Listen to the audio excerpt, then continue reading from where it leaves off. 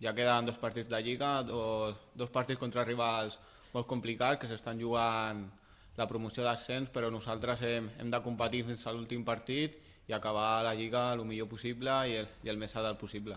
Sí, sabemos que nos quedan dos partidos muy difíciles y muy bonitos de jugar y bueno, intentar acabar lo mejor posible. El equipo el otro día ya no se jugaba nada, pero bueno, se jugaba el estar bien dentro del campo, no se pudo dar una alegría a la afición y bueno, el domingo un partido muy complicado y a la vez bonito.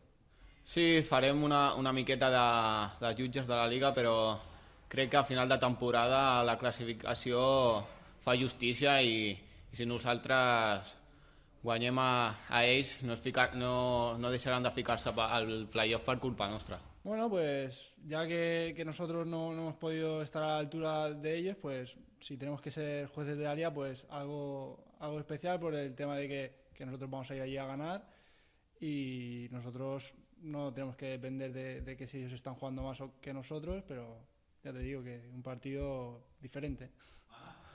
Bueno, no.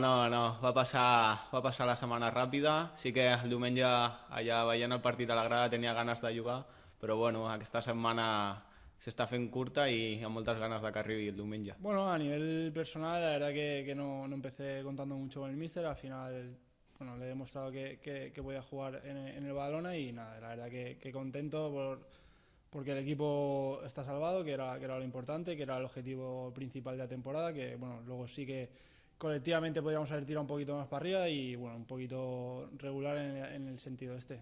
No, em diu que l'any que ve, si no passa ninguna cosa rara, continuaré aquí, que és el meu club de tota la vida, el club de la meva ciutat i en un altre lloc no estaré tan a gust com aquí.